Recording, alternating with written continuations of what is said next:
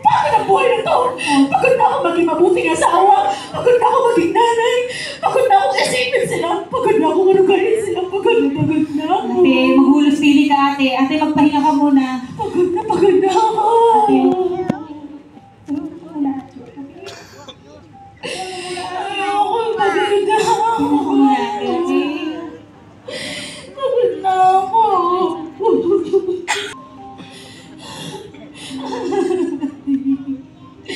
Huwag ka lumapit. Ayoko sa mama. Ayoko sa mama. Huwag kayo lumapit sa akin. Ayoko. Ate, gising! Ate! Ate, nananaginip ka na naman. Ansa? Ako nga nakaitin. Kukunin nila ako. Hindi ko nagpapayos. Natatakot ako. Natatakot ako. Kukunin nila ako. Nananaginip ako. Ate, panahon na para isuko mo sa Diyos ng buhay, ate. At tuloy yung mga napunti ng buhay mo, ate. Elsa naman! Ganda na nga yung sitwasyon ko. Diyos pa din!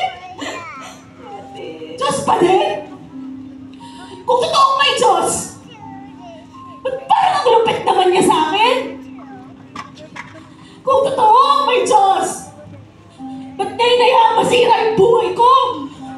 Naman niya akong kilala. Ate, hindi totoo yan. Hindi niya ako kilala. Hindi totoo yan. Kailangan talaga ako. Mahal ka ng Diyos, ate. Makinig ka. Mahal ka ng Panginoon at handa ka niyang damayan sa lahat ng kabigatan na meron ka. At hayaan mo na lang bang mawalay sa iyo, tuluyan yung pamilya mo, ate. Elsa, mahal ko yung pamilya ko. Pero sa nangyari ngayon, sa tingin mo, mapapatawad pa nila ako? Hindi na maayos to. Mahirap na. Mapapatawad ka pa nila, ate. Mapapatawad ka pa nila.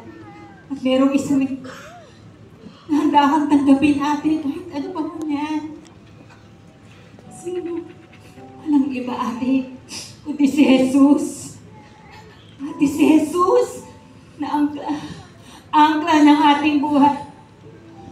Si Jesus na nagbigay ng kanyang buhay doon sa krus ng Kalbaryo. Ate, si Jesus na kahit naglulubalog tayo sa ating mga kasalanan, kahit nalulunod tayo sa suliranin, pero merong Panginoong Jesus na handang tumanggap sa iyo at magbigay ng kapayapaan. Ate, ang kailangan mo lang itanggapin siya bilang Diyos at sariling tagapagligtas. Ate, kailangan mo si Jesus, ate. Pagod na ako. Mabuhay. Nangayon sa sarili kong kaparaanan. Pagod na ako. Diyos ko.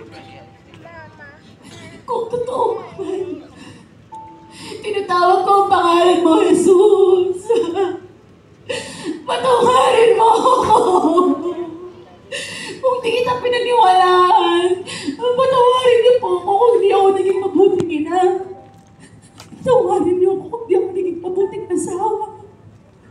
Pero Diyos ko, Jesus, tinatanggap kita sa aking buhay. Baguhin mo ako. Baguhin mo ako. Ibalik mo yung pamilya ko. Patawarin niyo ako. Patawarin niyo ako. Ate, pamilya mo, ate. Marina! Anito! Anak, patawarin mo ang nanay. Hindi ko sinasadya. Patawarin mo ako. Nagawa ko lang yung kasalanan na mahal ko kayo. Patawarin niyo ako. Hindi ko nagagawin ulit yun. Simang, patawarin mo rin ako. Mga anak ko, ina, ito.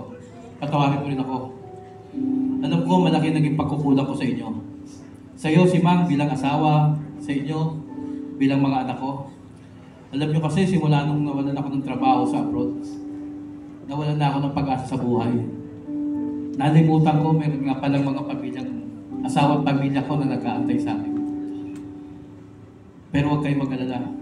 Babawi ako sa inyo. Basta sama-sama tayo babangon.